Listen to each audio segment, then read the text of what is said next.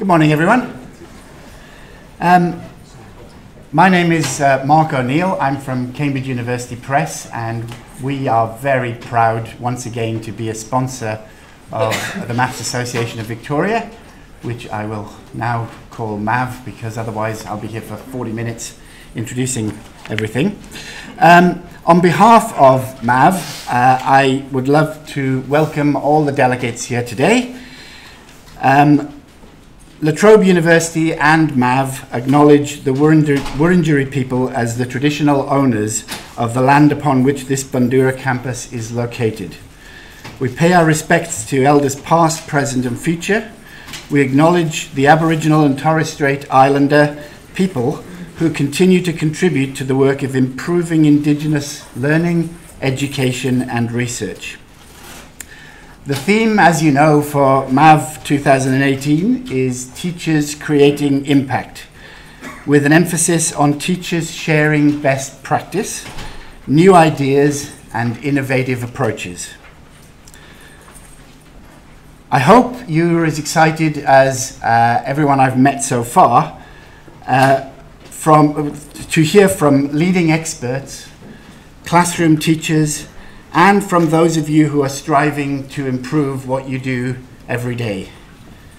You'll experience many sessions while you're here, I hope, which will explore themes like the use of technology to enhance learning, how action research informs practice, and how teachers are working together to have greater impact in the classroom. This conference aims to provide practical takeaways and advice that you can use in your own setting, and we hope that you have a great time over the next couple of days here at MAV 2018. On behalf of the MAV Council, I would like to thank the following sponsors for their participation and financial support, and you can see them up here, I hope, yes.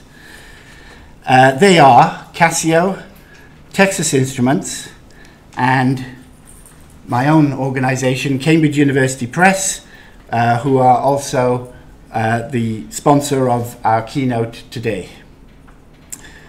Please be sure you do drop by and visit the exhibition hall and join me in thanking our annual sponsors for their support. Thank you.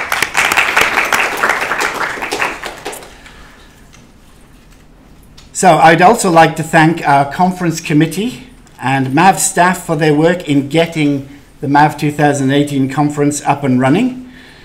I especially would like to thank our volunteers who give their time freely.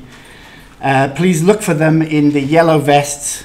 They will assist you in getting to the really important things like morning tea, but also to sessions and where you can find your lunch. So please join me also in thanking those volunteers. If you haven't already, please can you turn your mobile phone to silent.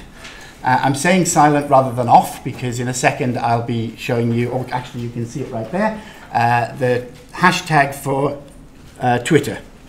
So we'd like you to please join in the conversation. The main reason I'm here is to introduce our keynote speaker this morning.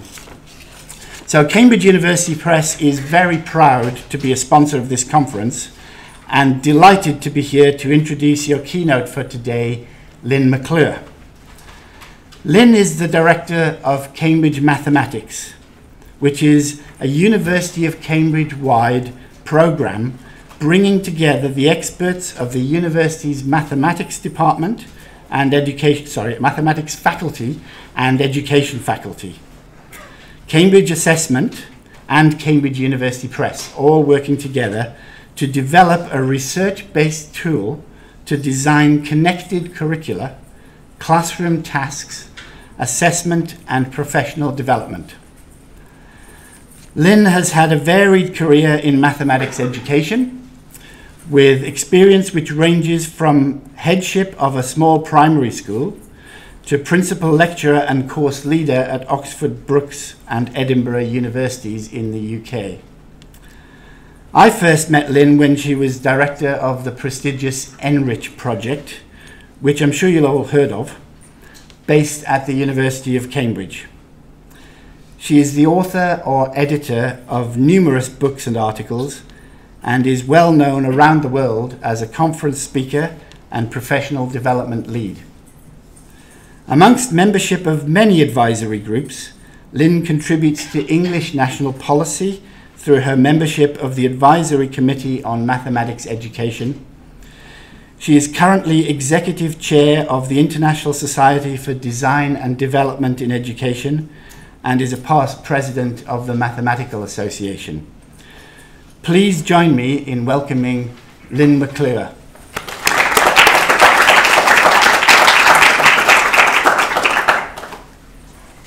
I think when people talk about all the things you've done, it puts a lot of pressure on you, doesn't it, to make sure that you perform really well. I'm absolutely delighted to be here. This is my third trip to Australia, and I think the wine gets even better every time I come.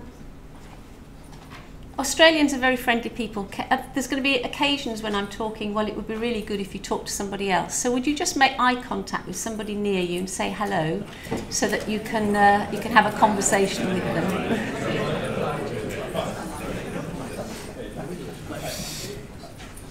Okay. So in the introduction, you very kindly alluded to the fact that this is a Cambridge University project. And those of you who have anything to do with universities will know that getting faculties to work together is not always the easiest thing. So one of my jobs is to make sure that I work with people who are experts in the field of mathematics education in these 4 departments of the university.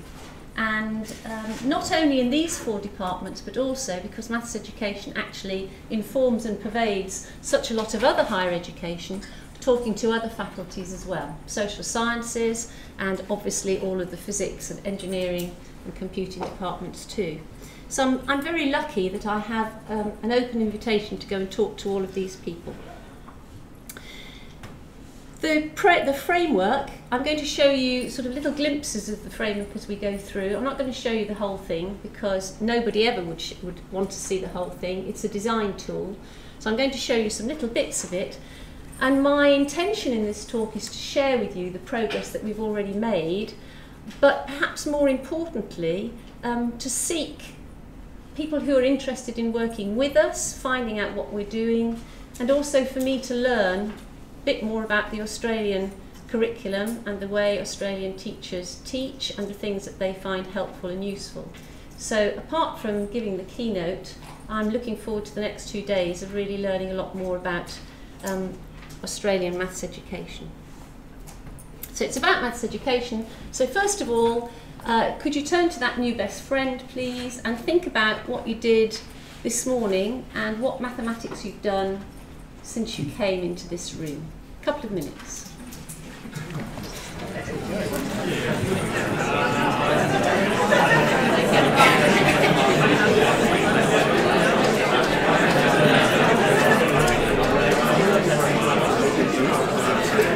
Thank you.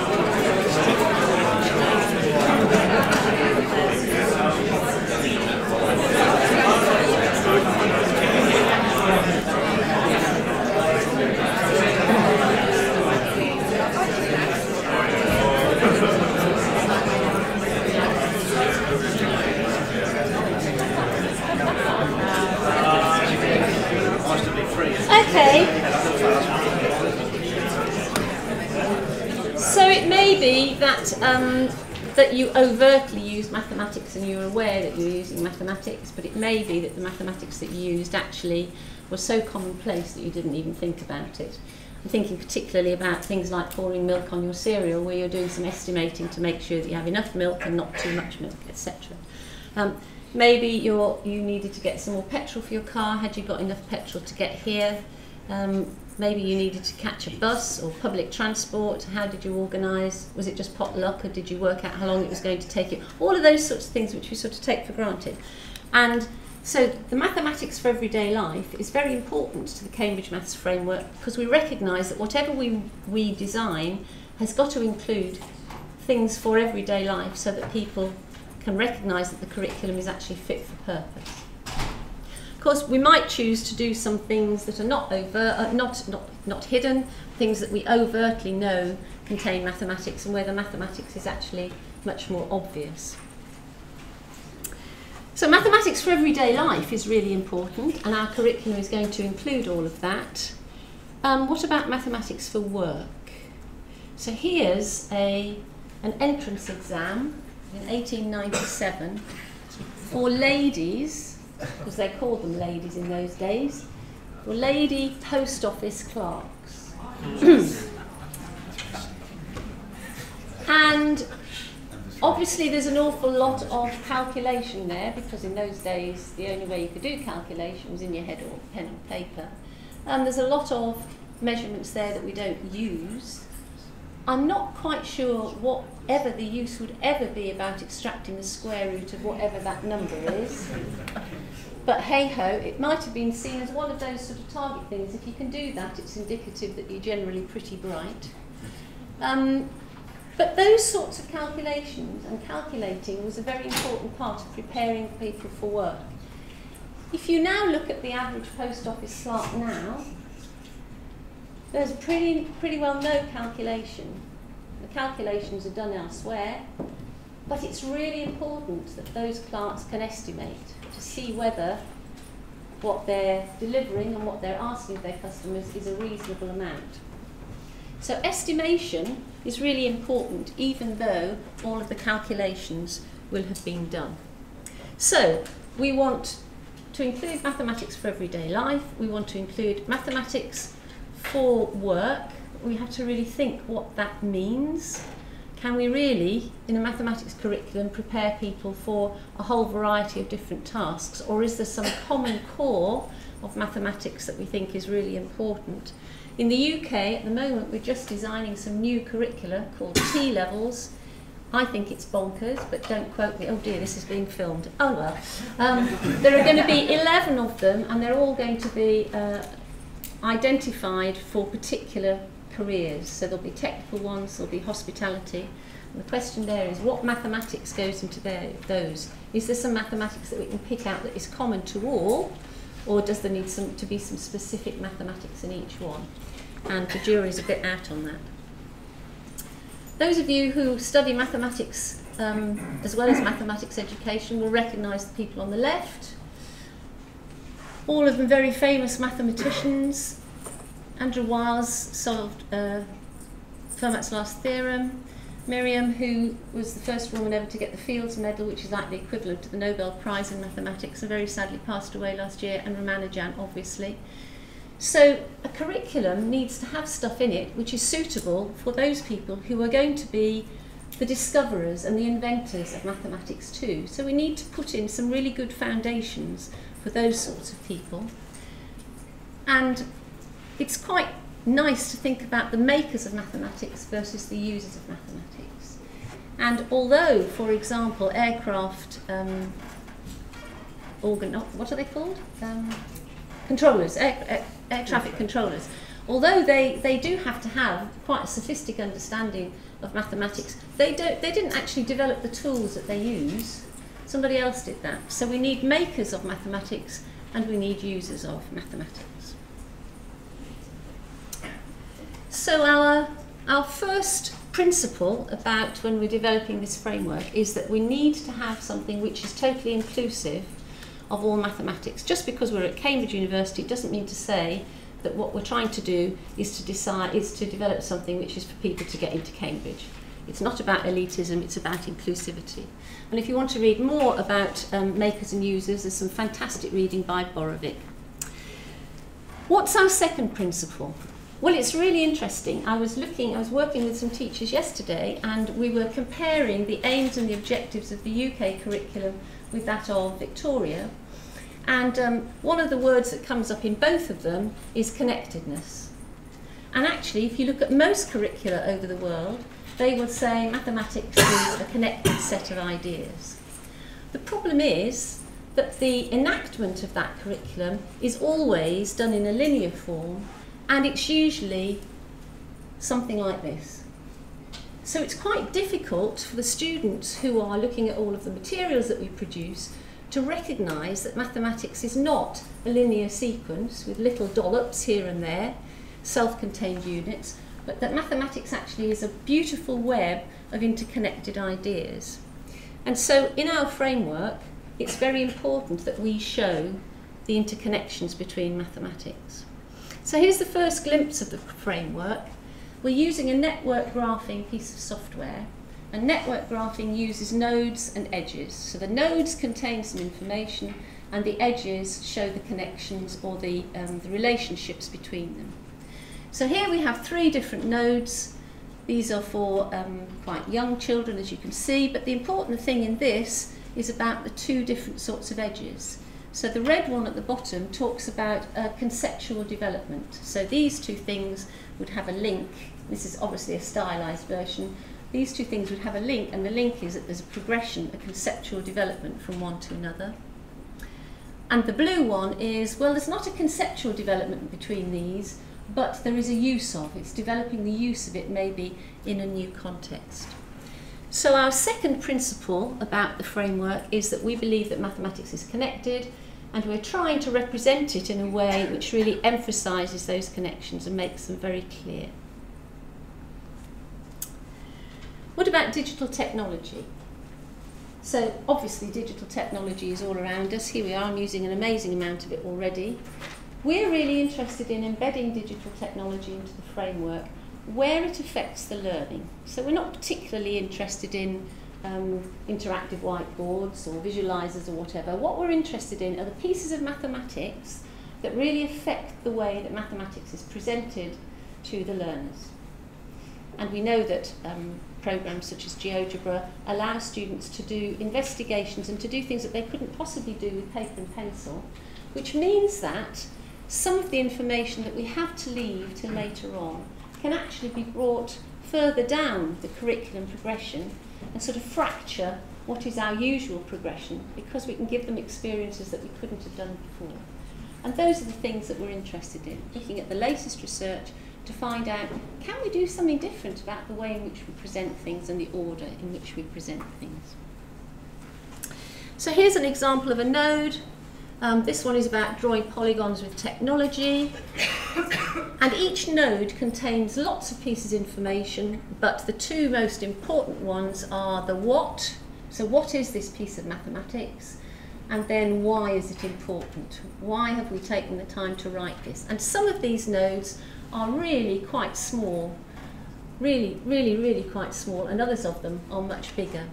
The arrows in and the arrows out, that's quite interesting. We can have a look at those and decide how many routes this particular node exists on. So for this node, there are a lot of different things coming in. It's connected to lots of things that went before it, and it's also connected to quite a lot of things that are coming after it.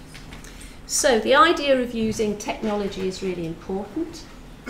But because what we're developing is something that we hope will be used internationally and by developing countries too, we know that not everybody has technology that they can use in the classroom, and so wherever we use technology, we have an alternative route, which is a technology-free route. So that's another one of our principles. That's the 3rd principle. Our 4th principle is that we worked with lots and lots of mathematicians. I mean, there are some scarily brilliant mathematicians in Cambridge. We've talked to them, and we've talked to mathematicians elsewhere, and one of the things that they say really concerns them is the way that mathematics is done in sort of very short little bits, so that you don't do anything about Pythagoras' theorem until you meet Pythagoras' theorem, then you sort of do and get it done in a week. So on a Monday, you may cut up some bits of paper and work out that the areas are the same thing. On the Tuesday, you might sort of formalise that a bit and work out what the length of the hypotenuse is. On a Wednesday, you are given the hypotenuse of one of the sides and you work out what one of the others is. On a Thursday, you might use something other than whole numbers, and you might use it in a real context. And on a Friday, you might do a bit of an investigation. And then you don't really touch Pythagoras' theorem again until you come to revise for your examinations. And so this sort of discreteness about this and the short period of time that you have from the beginning of a concept to the end of a concept is something that mathematicians feel is not very helpful. And actually what we need to do is to think about exposing students to ideas, not in a formal way, but in a sort of a polio, getting messy sort of way, much earlier. And so we've invented the idea of these early exploratory nodes. Sometimes we call them motivating nodes. And these are things that are about just getting messy and understanding, prefacing the formal knowledge that's going to happen later. So this one is one in geometry. It's about linear movement. Identify things that move in a line, and you think, well, blimey, that's plinking obvious. But actually, for early years teachers to be able to know that that is something that's really important and shouldn't be missed, we think is a good contribution. Here's one which is in stats, so representing groups by a single item. And again, getting a sense of how a single item can represent a group is a foundational concept for the idea of average as a signal of centrality. Yes, of course it is, and we know that, but we need to give students examples of that just to play around with in an informal way, so when they meet it later, it's a formal thing. And similarly, recognising zero. Early years teachers know that zero is really important. Quite often they ignore it because it's a bit of a nuisance, gets in the way, and how do you describe it?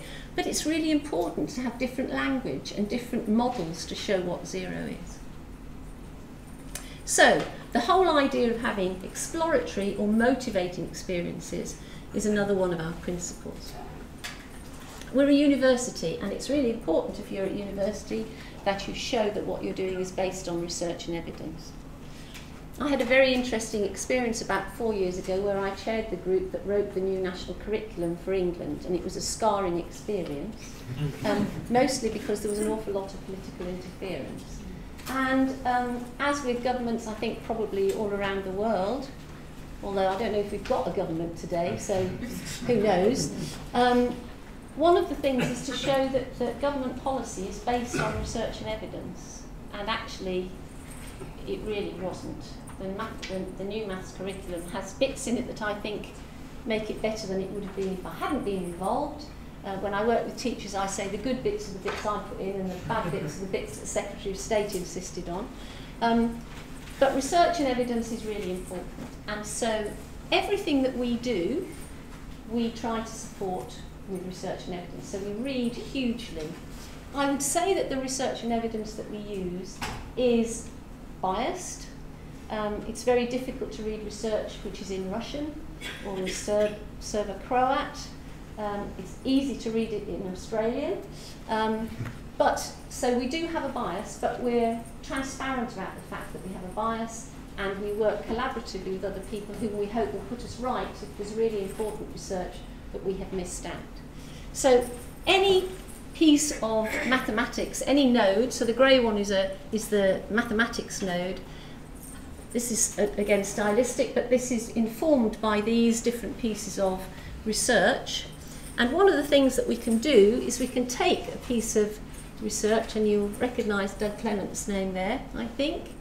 We can take a piece of research and then we can show which bits of mathematics in our framework have been informed by that. So it's a sort of two-way process. We could say this bit of mathematics has been informed by all these pieces of research, or this piece of research has informed all these pieces of mathematics.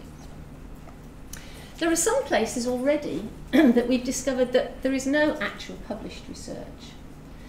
And so we just say, well, this is our best guess. From talking to people, from talking to experts around the world, there may not be published papers on this, but we've talked to lots and lots of people. This is our best guess, but if you know of any research, please tell us so that we can correct it and we can include it. So, everything being research-based is really important.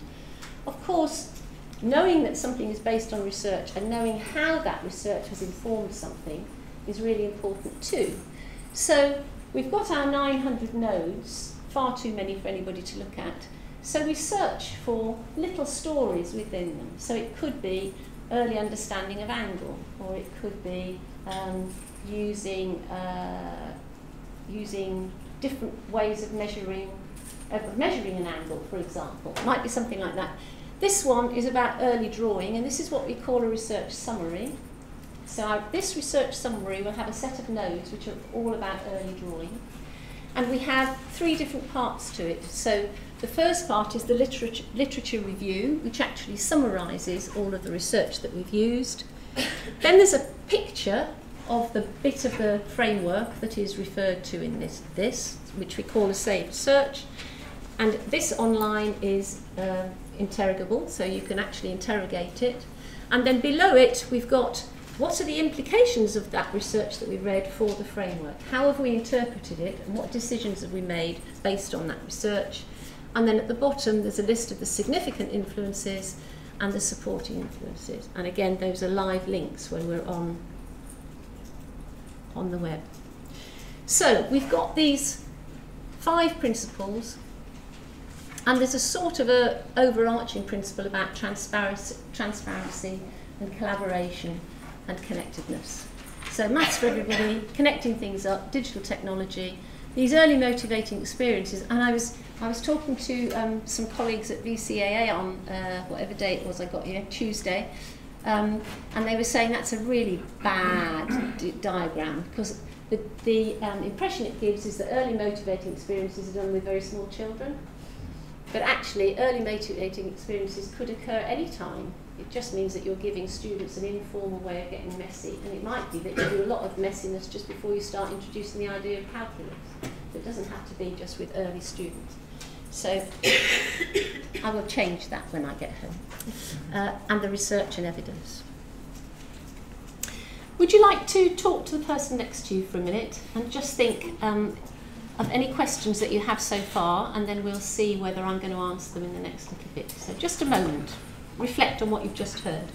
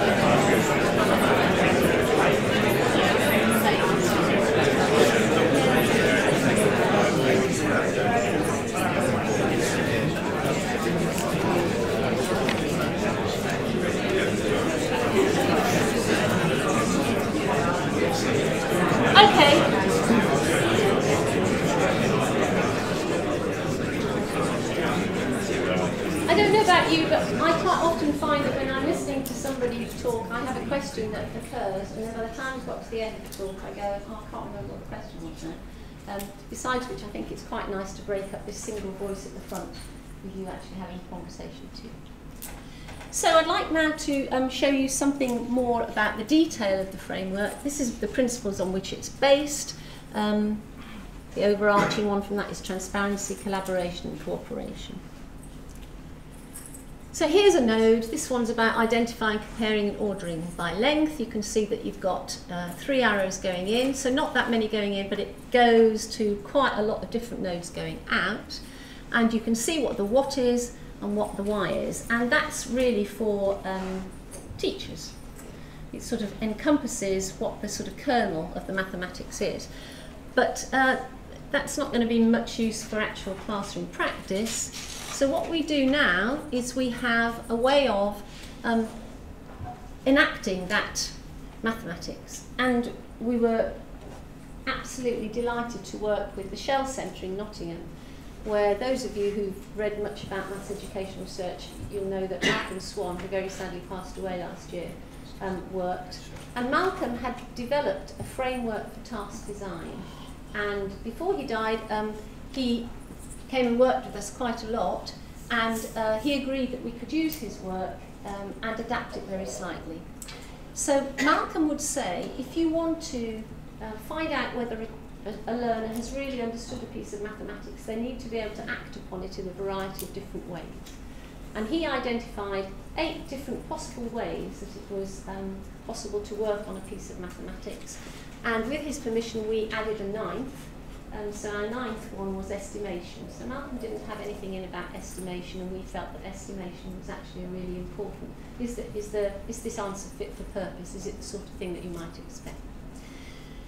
So Malcolm's 9 parts, or 8 parts plus 1, are split into 3 groups. One's about procedural fluency, one group is about conceptual understanding, and the third is about problem solving. And you see, of course, that they're not distinct, because all of these things all sort of contribute to each other. We worked with a data visualization scientist down at Southampton University who was very keen that we wanted to try and capture a lot of information, and it was going to be an awful lot of words. So one of the things that he suggested, which we then adapted, was that every node should have a penumbra, and the penumbra would indicate what sort of actions would be going on. So it would give you a visual representation immediately of what sort of actions are going on. So Malcolm's 9 actions, obviously not all 9 actions are appropriate for all pieces of mathematics, but it's worth asking the question, why not? So here we've got some procedural fluency, which mostly is about performing things. Then we've got some things which are to do with conceptual understanding. So in order to look at this node, these are the sorts of conceptual understandings we would want to have. And we can see that there's one that's missing. I don't know what it is, I'll have to look back. But there's one of Malcolm's definitions that is not represented on this.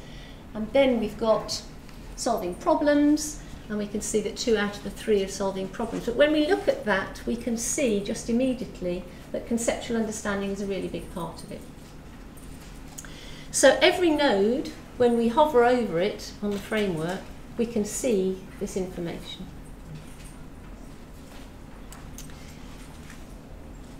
I said that nobody would ever want to use all 900 nodes. So we have to have ways of searching for different things. So if you imagine this as a massive plane of nodes, we need to have ways of surfacing different nodes. And so we have different ways of tagging. So when we search, one of the things that we might want to do is to search for some of those stories, these saved searches, and then we'll get a sort of a mini version of the framework.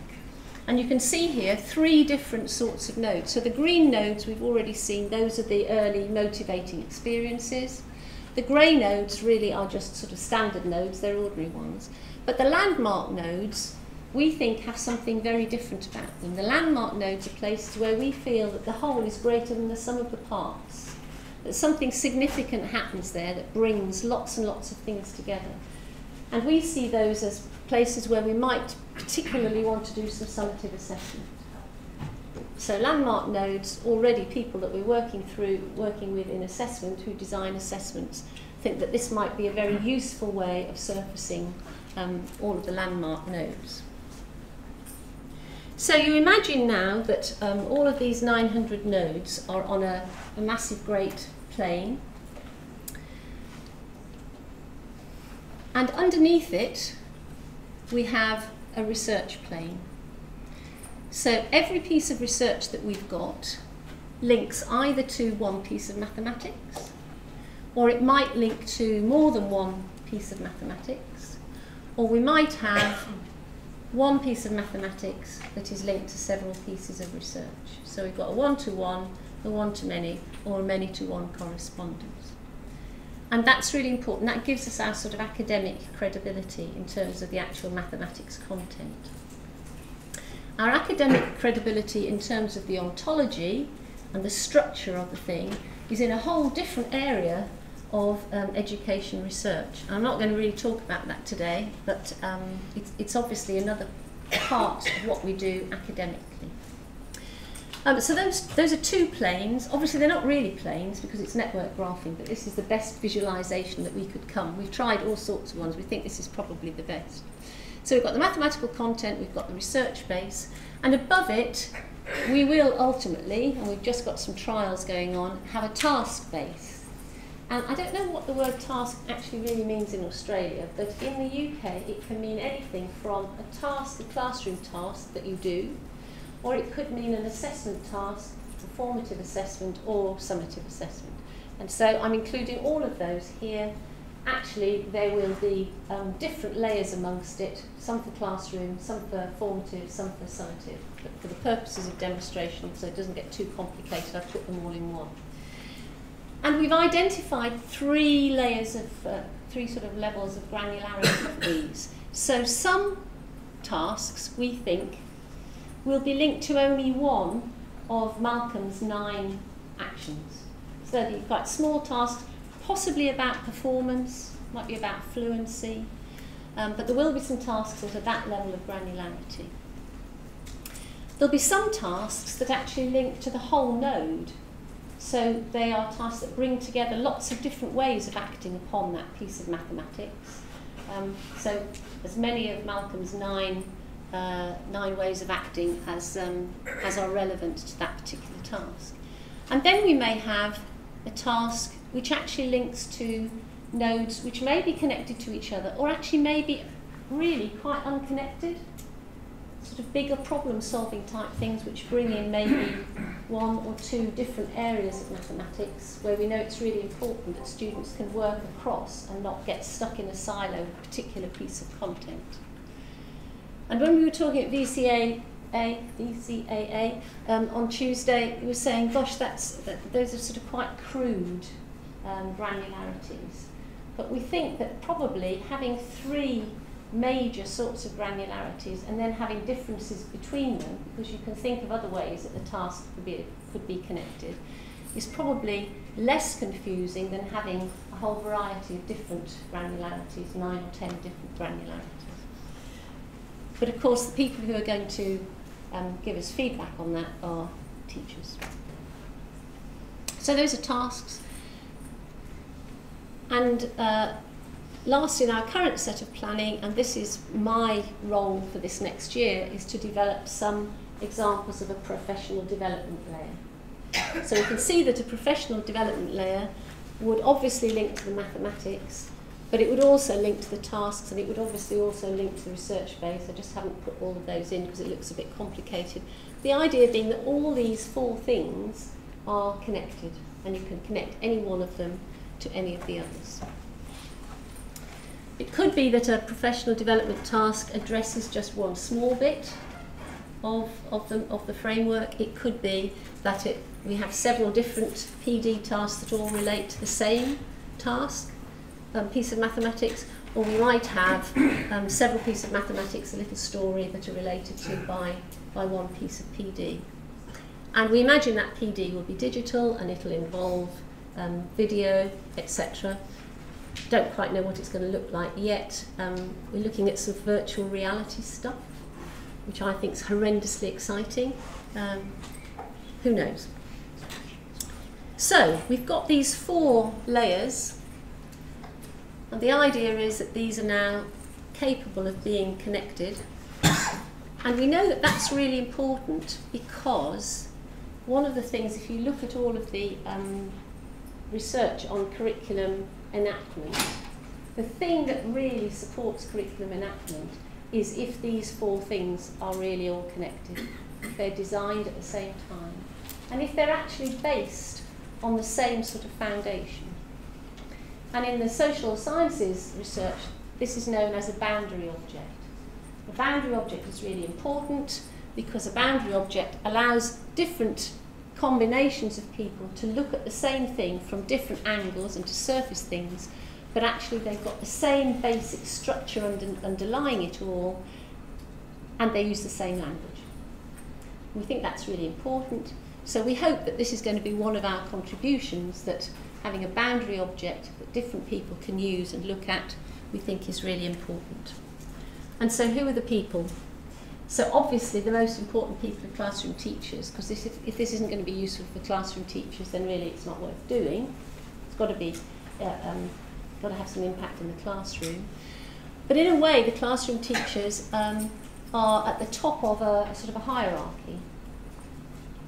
If we look at researchers, and we've got lots of researchers who've helped us all over the world, one of the things they're really interested in are there any hot spots in the research layer where there doesn't seem to be any research going on? So when we're thinking about doing research which is really useful, rather than replicating, or as well as replicating research that already has been done, and informing policymakers where we don't really know what the answer to this bit, we think that those hotspots might be very useful. And in the UK, the Royal Society has just been developing a paper called Harnessing Educational Research. I don't know what the system is like in Australia, but in the UK, education research is some of it's very good, but there isn't really any policy or any structure. It tends to be, what do funders want to fund, and what do people want to study? But there are some really big questions that are not being looked at. Funders tend to like something that is new. They don't like to see things that are replicated either. So we hope that researchers will find this useful. Policymakers.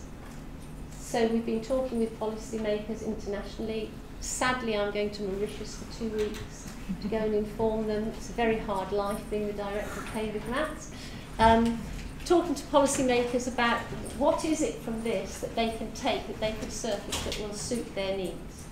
Obviously, 900 nodes and counting is too much for any one curriculum. So which bits do they want, and why do they want those bits, and can we surface those and show that those are a coherent whole? And I'll show you a little bit about the tools that we use in a minute. Policymakers and curriculum designers. Obviously, policymakers make the policy, curriculum designers actually develop the curriculum. How do you go from something which is a big network into writing something which actually looks like a curriculum? How do you clump things together? How do you tell stories progressively from early years to primary, into secondary, into post-16? All of those sorts of things. How do we actually build in functionality into the framework so that people can use it for different purposes? And the same is true of assessment developers. We've got our task level, and that will have assessment tasks in it. So how would they then use that for statutory testing, or for developing sets of formative and summative tests that would be useful for teachers? The same is true of resource designers or publishers. Very often, certainly in the UK, publishers are the last people to know what's happening in curriculum design, even though the resources that they produce are going to be part of the implementation of that curriculum design. And they very often don't have very long, I'm sure this is true, isn't it, Mark? They don't very often have a very long timeline to write new curriculum materials. Certainly that's true in the UK. So by having this boundary object, which means that they can access it even though they haven't talked to the policymakers, means that at least they know what's going on and they've got a sense of what this shared understanding is. And lastly, classroom teachers, and we're talking to teachers all the time. We only show them little bits of the framework because they'd be absolutely horrified if we showed them anything more than that. But we get their feedback on, is what we're writing, does it have academic credibility, but actually is it in the way that teachers can find useful? So let's look at the sort of things that we can do. So again, sort of stylised. I've got a new digital technician. I have to tell you, this is not my work.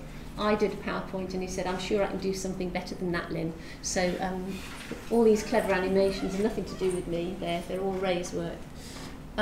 So one of the things that we can do is we can start, and if I just go back a minute, we can start with a node and we can show what feeds into that node. And we can do it going back one step, all the things that fill into it in one step, or we can go back further, 2 steps, 3 steps, or we can start on a node and we can show absolutely everything that went into that node some way or another. So you can see that the further from left to right, so early years is over here, right up to the more sophisticated mathematics over there, you can map back from any node and show all the things that contribute to it. And we know that for formative assessment that's going to be quite useful. If you start with a node and you do some summative assessment and a child has, or a learner has a problem with that, you can actually trace back and see what the different parts of it are, which teachers do anyway, but this is sort of formalising a lot of that. The other thing that we can do is we can start from a node and we can go forwards. So we can say, now that node, what does that contribute to? And we can do 1 step, 2 steps, 3 steps, or we can do it right the way to the very end. And there's a story about that. I was in India, again, it's a really hard life, talking to the Secretary of State. And in India, they've got a really full curriculum, but it's very traditional, and they want to inject into it some sort of sense of modernity and some digital stuff and some big data sets, all of that sort of stuff. But they've got to take something out because there's far too much. The question is, what should they take out? So the Secretary of State is very interested in working with us so that we can say, right, well, you think you're going to take that bit out. Let's look at what the implications are of taking that bit out. If we take that bit out, it means actually we probably don't need to do this bit earlier because it only leads to that one thing. But more importantly, if you take this bit out, what does it prevent you from doing later on, which you may not really realise because the steps are quite a lot further on. So we think that's a really important functionality that we've built in. Other sorts of functionality, so here's a sort of stylised version of the framework. One of the things that we can do is we can search for particular sorts of nodes. So I talked about the exploratory nodes and the standard nodes and the waypoints. So here we are, I could go for the landmark nodes. These are the places where the whole is bigger than the parts. And we can identify then the landmark nodes that are part of that much bigger part. So these are sort of the key assessment places that we might want to look at. And more than that, we can see how many sort of hops there are, how many other nodes there are between them. So we've got a sense of how these are spread out over, if you like, a time continuum or a content curriculum. And people really like that. Other things that we can do, we're very interested in making sure that we use really good vocabulary.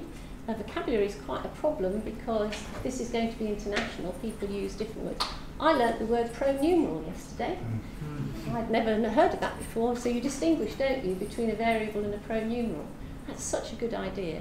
We don't do that in the UK, but I'm going to import it. I think it's a very good idea. So the whole thing about vocabulary is really important. We will have different ideas of what vocabulary we think and definitions we think are the best. Why should that be up to us? So we're crowdsourcing internationally definitions. We're looking at lots of different glossaries from different places, and we're just developing an app where we're going to crowdsource and see what definitions people would want to use depending on what their audience for their communication is. So you can see that a primary teacher, an elementary teacher, might want one definition of a word, whereas somebody who's working with post-16 students might want to use a different definition, which is a bit more sophisticated. And there are resonances there with people in the statistics world, so all of the statistical societies across the world are all developing at the moment a glossary of statistical terminology, and they also have different layers. So they have the real pucker definition of statistics, the one that's the academic definition. They also have the definition that they think most classroom teachers would probably want to use, and then they've got the one that they want to offer to the press, so that the press really understand what the definitions are that they're using. So we've got a glossary, so when we look at a node, the writing team indicate which words are significant, so it's not just if that word appears, it's if it's significant. That will then give us a definition. But more than that, we can actually click on it, and that will give us all of the waypoints where that word is a significant input, has a significant occurrence in that waypoint. And we like doing that because, for example, for representations, that's quite nice. So if you take something like a definition of what a number line is, you can go back to a number line and there'll be a picture and explanation of where it originated, etc. But then what you can do is you can say, okay, if I click on that, that will now show me where all the nodes are that include the significant reference to a number line. So you can see where all the different nodes are, where that representation is used. And people like that too. Our timeline. It's an expensive project. We have a team of 10. I think it's only 10, because I think for what we're doing, 10 is very ambitious. And initially, the design phase is funded for 5 years, and we're about 3.5 years through that.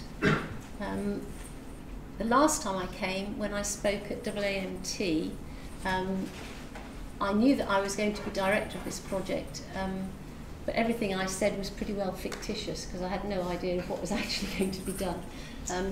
So in 3.5 years, we've made quite a progress. The beginning, we didn't have very much to show for it, because it was mostly reading and talking to people. Years 2 and 3 were all about, well, what should this look like? We didn't even know what software we were going to use at the beginning. We used all sorts of different sorts of things to see what was going to be the best representation.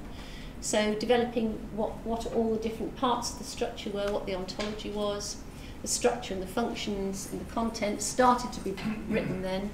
Now we're looking at, hopefully, completing most of the content by the end of year 4.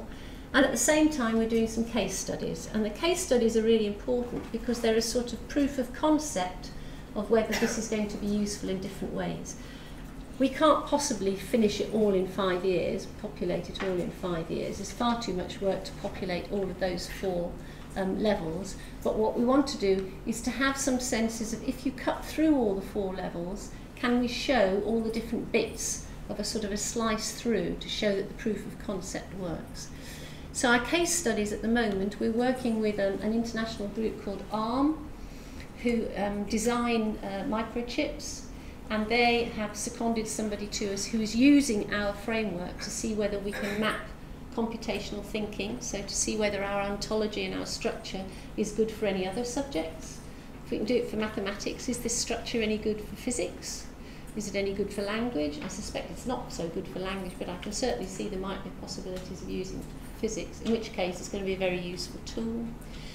We're working with an international group who've got a massive bank of tasks, and we've given them some little stories, those little saved searches, and they are looking to see whether what we've written is sufficient for them to be able to tag the tasks, or whether we need to write more information or different information, because there's no way that the team of 10 can do all the tagging. We need it to be very obvious and transparent for other people to be able to do that. We're working with CUP and Cambridge International on a curriculum for UNICEF, and this is for displaced persons. So if you're in a refugee camp, which you could be for quite a long time, what mathematics, is there a core of mathematics that is really important? So we can take our massive 900 nodes and really hone down into the things that we think are the really important things that can develop a sort of a small international core curriculum for students in displacement camps. And then building a business model, that's what we're starting to do. So the framework itself, we've been really, really lucky because loads of really clever people and informed people have given of their time for free all over the world. There's no way they would have done that if they thought we were doing something that was going to gain huge financial gain. This is not a commercial thing. This is in line with the university's aim of improving education worldwide. Nevertheless, it would be good if we could make a little bit of money out of it because it's been very expensive. So the framework will be free and the research base will all be free, but maybe some of those other things will have some sort of paywall. We don't know yet. And a user interface. That's what we're going to be doing next year. Nobody wants to look at 900 nodes. How can we design a website which takes into account who you are and what you want to do and allows you to search for those things that are going to be really, really useful? In the meantime, in order to keep our teacher audience warm, we're trying to do lots of things which are useful for teachers. And the main thing that we're doing are some things called Espressos, and there's a bit of a pun in it because they're Espressos which are research filtered by Cambridge Maths. Get it? It's not a very good joke. It is a bit of a joke. And Espressos are two-sided, documents, and in each case they follow the same structure. So they have a research question. So this one is, what are the effects of attainment grouping on mathematics learning? Bit of an old chestnut really, but nobody really has got a significant answer. And Lucy, who writes these in our team, reads all the significant research on it, which of course she has to choose according to our protocol for deciding which research we read and which we don't. And she groups the research, and from each little sort of group of research, she writes what the implications are for the classroom.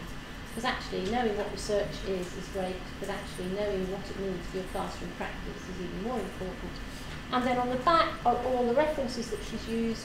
These are all freely available on the website. We've got, I think, 17 of them now. You can imagine they take quite a long time to write.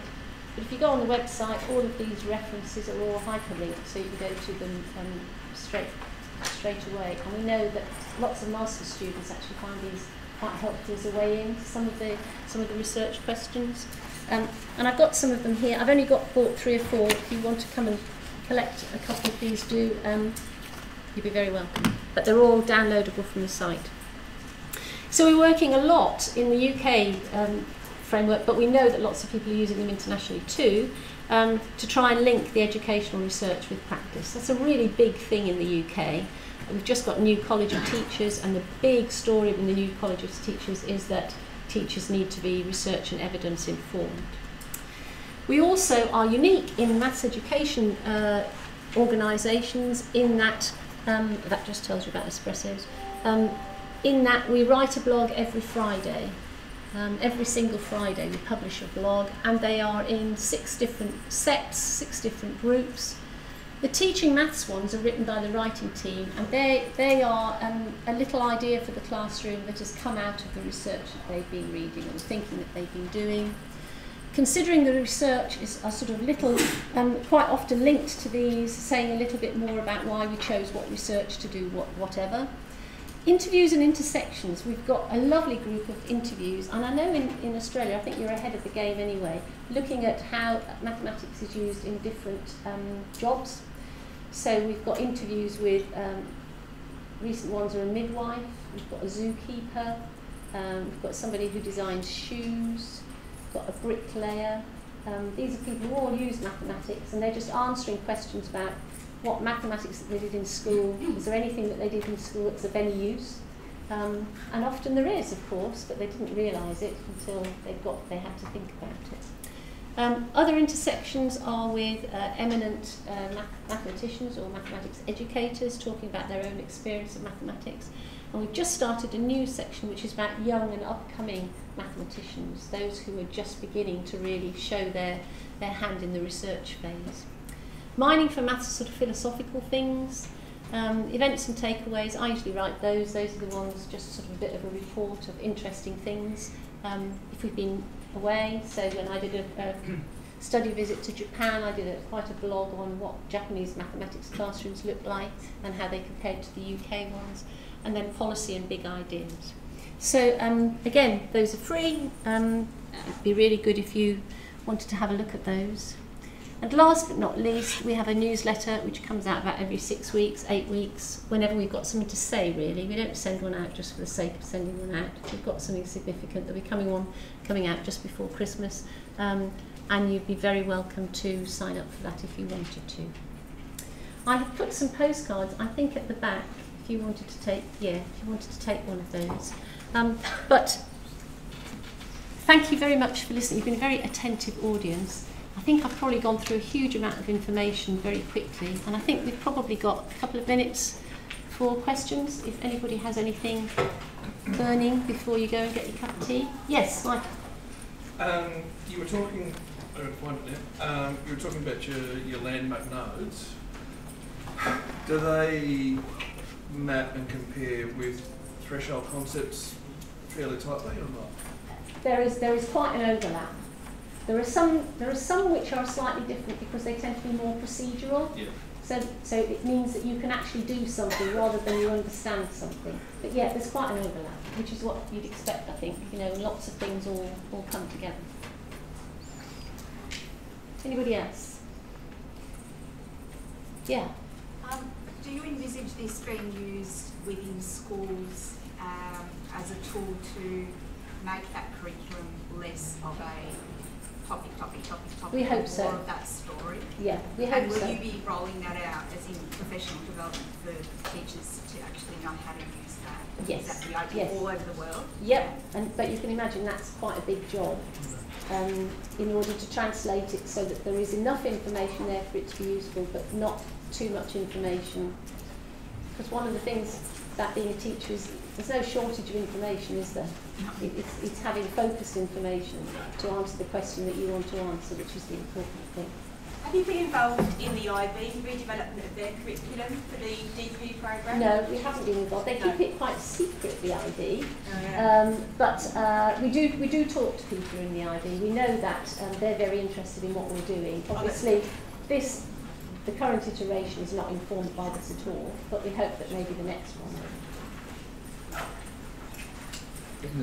Yes, sorry. Lynne, do you have some examples of some schools in the UK who are keen to work with you and to perhaps implement some of these ideas at an early stage into their classroom practice? Yes, we have lots. We've got lots of partnership schools, and they've been sort of on the journey with us. They knew what we were trying to do at the beginning, and they've guided us and quite often stopped us from making terrible mistakes. So yeah, our schools are really important to us. Yeah. Is it right across the country? No, they tend to be physically near where we are, so that we can actually go and spend time with them. Yes. Yeah. Cambridge is really interesting because it's there are lots, as you might expect for an academic town, there are lots of very high-performing schools. But if you go a little bit further outside Cambridge into Norfolk, there are schools which are really very underperforming. It's quite a disparity. And we work with the schools in Cambridge area, but we also work with the schools in the Norfolk area too. Does that answer your question? Yes. Yeah. I think you deserve tea. Thank you. Thank you very